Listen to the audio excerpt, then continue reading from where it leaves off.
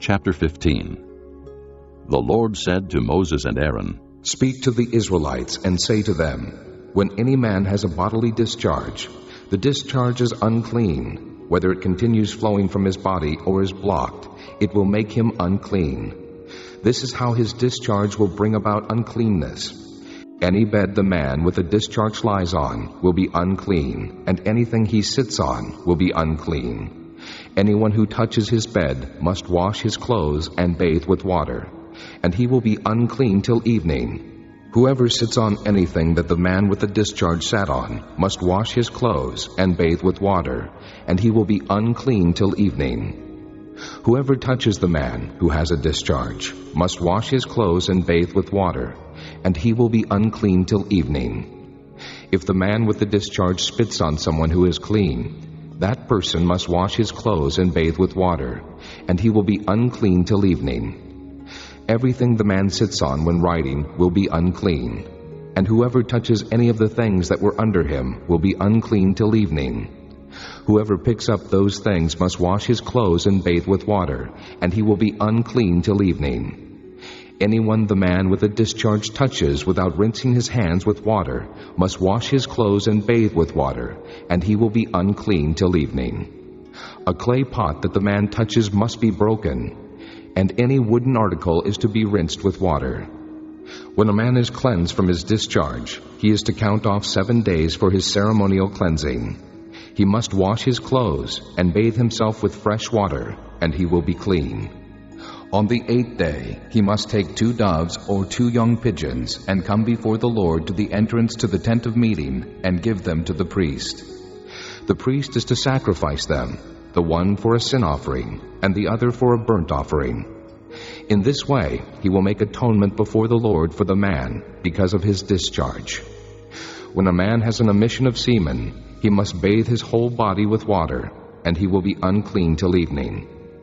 Any clothing or leather that has semen on it must be washed with water, and it will be unclean till evening.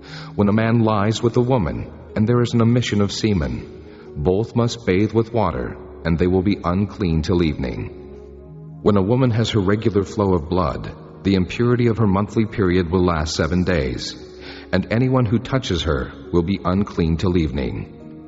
Anything she lies on during her period will be unclean, and anything she sits on will be unclean.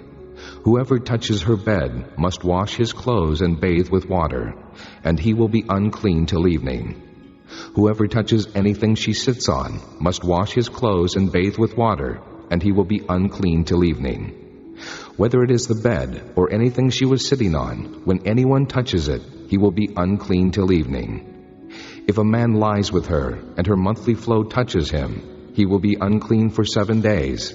Any bed he lies on will be unclean. When a woman has a discharge of blood for many days at a time other than her monthly period, or has a discharge that continues beyond her period, she will be unclean as long as she has the discharge, just as in the days of her period. Any bed she lies on while her discharge continues will be unclean, as is her bed during her monthly period, and anything she sits on will be unclean, as during her period. Whoever touches them will be unclean.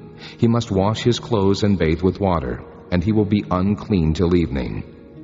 When she is cleansed from her discharge, she must count off 7 days, and after that she will be ceremonially clean. On the 8th day, she must take 2 doves or 2 young pigeons and bring them to the priest at the entrance to the tent of meeting. The priest is to sacrifice one for a sin offering and the other for a burnt offering. In this way, he will make atonement for her before the Lord for the uncleanness of her discharge. You must keep the Israelites separate from things that make them unclean, so they will not die in their uncleanness for defiling my dwelling place which is among them.